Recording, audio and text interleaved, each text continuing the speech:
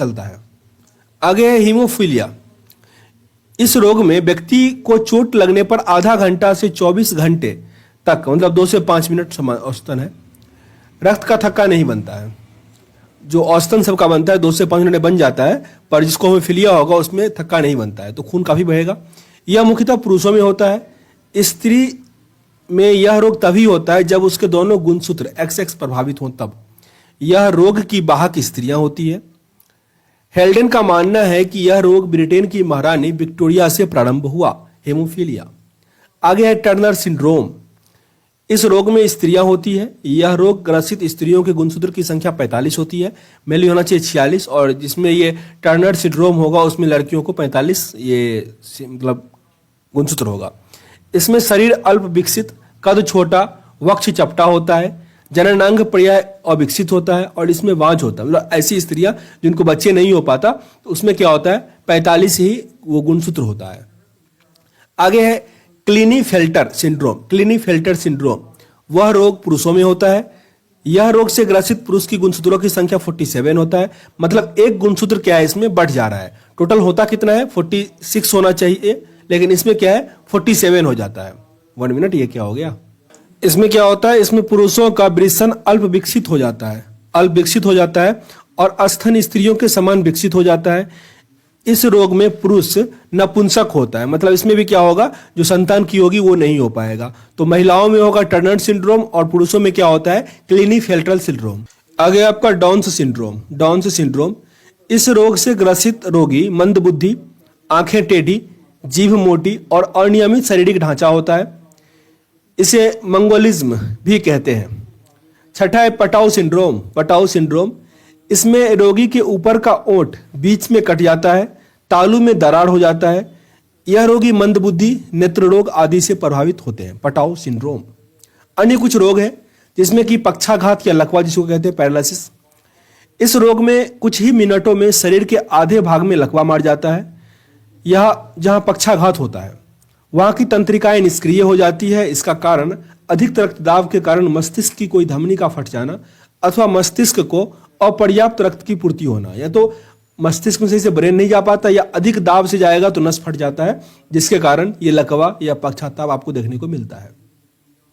Allergy, कुछ वस्तुएं जैसे कि धूल, धुआं, रसायन, कपड़ा, सर्दी किन्हीं विशेष व्यक्तियों के लिए हानिकारक होता है, और उनके शरीर में विपरीत क्रियाएं होने लगती है, जिससे अनेक बीमारियां हो जाती है, जैसे खुजली, फोड़ा, फुंसी, शरीर में सूजन आ जाना, गला, काला दाग, एंजीमा आदि एलर्जी का उदाहरण। मेरे में क्या होता है कि मैं थोड़ा भी गंदा पानी पीता हूं ना, थोड़ा भी गंदा पानी, तो मुझे खांसी आना शुरू हो जाएगा, ठीक ना, तो मेरे में वो समस्या है, तो एलर्जी हो जाती है आजकल।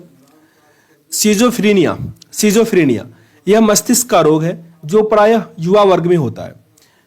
ऐसा रोग कल्पना को ही सत्य समझता है, कल्पना को ही सत्य समझता है, वास्तविकता को नहीं। ऐसे रोगी आलसी, अलगविहीन, आवेशहीन होते हैं। विद्युत आक्षेप चिकित्सा इसमें काफी सहायक होती है, मतलब इलेक्ट्रिक शॉर्ट जो दिया जाता है वो दिया जाता है। सीजोफ्रेनिया काफी घातक रोग है ये सीजोफ्रेनिया। उसमें उसको लगता नहीं है कि उसको रोग है, ठीक ना, लेकिन उसको रोग होता है। वो समझ, मतलब किसी को देखते होगे ना, मैं बहुत बीमार हूं बोलेगा, और उसको हुआ नहीं है फिर भी उसको लगेगा मैं बहुत बीमार हूं, ठीक ना, और वैसा ही बिहेव करेगा। आगे आपका मिर्गी।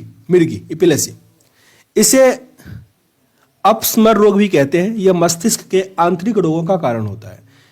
इस रोग में जब दौरा पड़ता है तो मुंह से झाग निकलता है और मल पेशाब भी निकलता है, यह होता है मिर्गी। आगे है डिप्लोपिया। डिप्लोपिया, इस रोग में आंख की मांसपेशी पक्षाघात के कारण होता है। आगे है कैंसर। मनुष्य के शरीर के किसी भी अंग में त्वचा से लेकर अस्थि तक यदि कोशिका वृद्धि अनियंत्रित हो तो इसके परिणाम स्वरूप कोशिकाओं में अनियमित गुच्छा बन जाता है।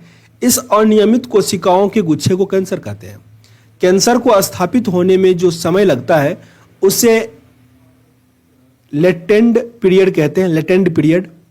कीमोथेरेपी कैंसर रोग के उपचार के लिए की जाती है। कीमोथेरेपी। कीमोथेरेपी उत्कृष्ट गैस रेडॉन कैंसर के इलाज में प्रयुक्त, दोनों इंपोर्टेंट है, कीमोथेरेपी और रेडॉन। कोबाल्ट 60 का ही प्रयोग करते हैं कैंसर के उपचार के लिए।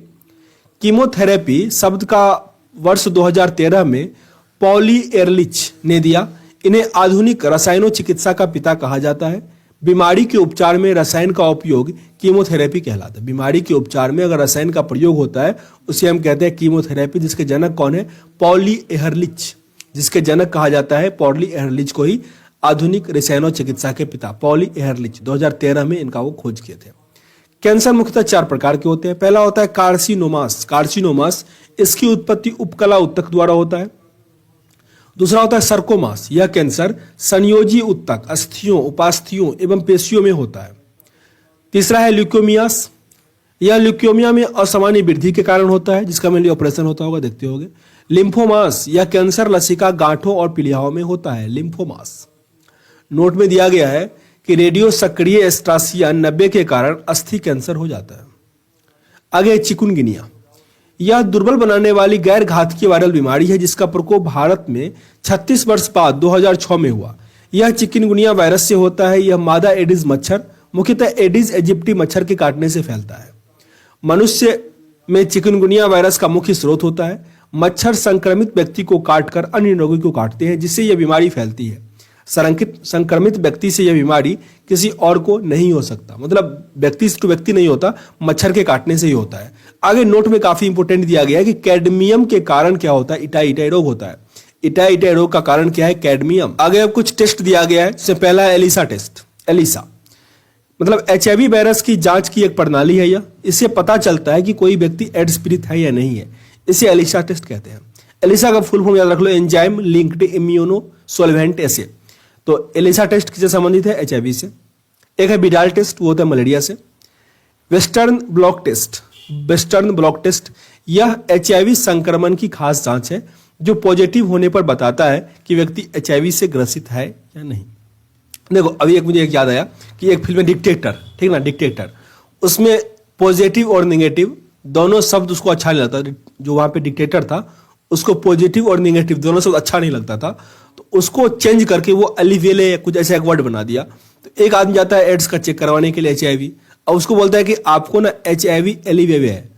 अब डॉक्टर उदास होकर बोलता है तो उसको लगता है कि अच्छा हमको लगता है पॉजिटिव हो गया, रोने लगता है। फिर डॉक्टर खुश होकर बोलता है कि आपको HIV एलिवेवे है, मतलब ऐसे कर बोलता है वो, तो वो फिर खुश हो जाता है कि अच्छा HIV निगेटिव है मतलब।